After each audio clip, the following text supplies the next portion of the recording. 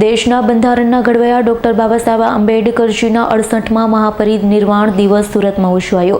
Ring road ખાતે બાબા સાહેબની પ્રતિમાને પુષ્પાંજલિ અર્પણ કરાઈ હતી। દેશમાં ભારતીય સંવિધાનના ઘડવૈયા ડોક્ટર બાબા સાહેબ આંબેડકરજીનો 68મા મહાપરિનિર્વાણ દિવસ મનાવવામાં આવી રહ્યો।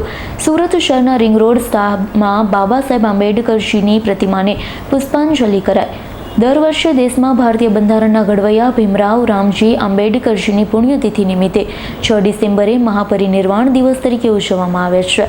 આંબેડકર સ્વતંત્ર ભારતની પ્રથમ કેબિનેટમાં જાણીતા ન્યાયશાસ્ત્રી, સમાજ સુધારક અને કાયદા પ્રધાન, શોષિત, વંચિત, દલિત, પીડિત લોકો માટે જ નહીં, દેશના તમામ લોકોને સમતા, સ્વતંત્રતા, બંધુત્વતાનો અધિકાર આપ્યો। દેશભરમાં તેમના મહાપરિનિર્વાણ દિવસ તેમને યાદ કરવામાં આવી રહ્યા।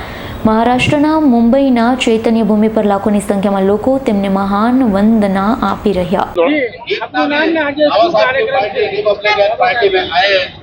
સુરેશ સોનાવणे, એક સ્ટેન્ડિંગ કમિટી મેમ્બર, સુરત મહાનગરપાલિકા। આજે વિશ્વ રત્ન, ભારત રત્ન, પરમ પૂજ્ય ડૉક્ટર આંબેડકરજીની 68મી પુણ્યતિથિ છે, મહાપરિનિર્વાણ દિન છે। આજના દિવસે બાબા આંબેડકરજીનું દાદરની ચૈત્યભૂમિ ખાતે એમનું મહાપરિનિર્વાણની અંતિમ ક્રિયા ત્યાં કરવામાં આવેલી, જેથી લાખોની સંખ્યામાં આજે લોકો ચૈત્યભૂમિ નાગપુર સાથે જાય છે। અમે પણ દર વર્ષે મુંબઈ ખાતે જતા હતા ચૈત્યભૂમિ દર્શનાર્થે, પરંતુ આ વર્ષે સૌએ વિચાર કર્યો કે ભાઈ સુરતમાં બી લાખોની સંખ્યામાં આપણે લોકો રહીએ છીએ, તો બાબા આંબેડકરનો વિચાર આજની પેઢી સમક્ષ અને જન સુધી પહોંચે, માટે આજે અહીંયા બધા અમે લોકો ભેગા થયા છે। અને આજે બાબા આંબેડકરજીને જે સંદેશ અમને આપ્યો હતો, શિક્ષિત બનો, સંગઠિત બનો અને પોતાના હકના અધિકાર માટે સંઘર્ષ કરો, તેની ખરેખર તાતી જરૂર આજે ઊભી થઈ છે। કારણ કે સત્તામાં બેસેલા જે લોકો છે એ ભારતીય સંવિધાનમાં જે મૌલિક અધિકારો SC ST OBCના લોકોને આપેલા હતા તે અધિકારોને છિન્ન ભિન્ન કરવામાં આવી રહ્યા છે। જેમ કે શિક્ષાનો અધિકાર, આજે શિક્ષણ અમારા લોકોથી વંચિત થઈ રહ્યા છે આપણા લોકો। કેમ કે જે પ્રાથમિક શિક્ષણ સરકાર આપવાની જરૂર છે, સરકારે પ્રાથમિક શાળાઓ લાખોની સંખ્યામાં સમગ્ર દેશમાં બંધ કર્યા છે, જેથી બાબા આંબેડકરે જે પહેલું સૂત્ર આપેલું હતું શિક્ષિત બનો, તેને ખતમ કરવાનું કામ આ મૂડીવાદી અને મનોવાદી તત્વો કરી રહ્યા છે। પ્રાઇવેટ શિક્ષણમાં અમારા લોકો ભણી શકતા નથી, 1 થી 8 પાસ, પછી નાપાસ થાય છે, જેથી બાબા સાહેબનો જે મુખ્ય ઉદ્દેશ હતો શિક્ષિત બનો તેને હાનિ પહોંચી રહી છે। હવે બીજું કે સંગઠિત બનો, આજે કશે ને કશે મનોવાદી પાર્ટીઓ સાથે જોડીને અમારા લોકો આજે વેચાઈ ગયા છે। રાજનૈતિક તાકાત અમારી ખતમ થઈ ગઈ છે અને જે સંઘર્ષ કરવાની, જે સત્તામાં જવાની અમારો રસ્તો હતો તે આજે કશે ને કશે અમને બંધ નજર આવે છે।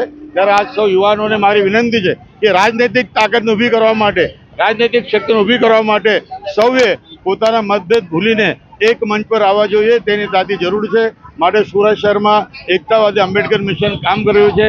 રિપબ્લિકન પાર્ટી ઓફ ઇન્ડિયાના કેટલાક જે વહેંચાયેલા ગઢો છે, ગટાતટોમાં અમારા સમાજ વેચાઈ ગયું છે। આ તમામ ગટા અધિપતિઓને, તમામ ગટના નેતાઓને આજે બાબા આંબેડકરના સ્મૃતિ દઈને વિનંતી કરું છું કે તમામ એક થઈ જાઓ, નેક થઈ જાઓ।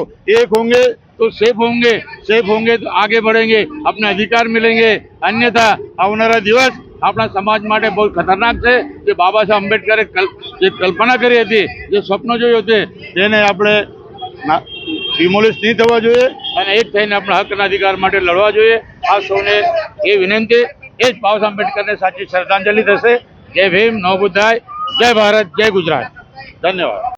Bureau report S9 news Surat. અમારી તમામ માહિતીથી અપડેટ રહેવા માટે જોડાયેલા રહો S9 ન્યૂઝ સાથે।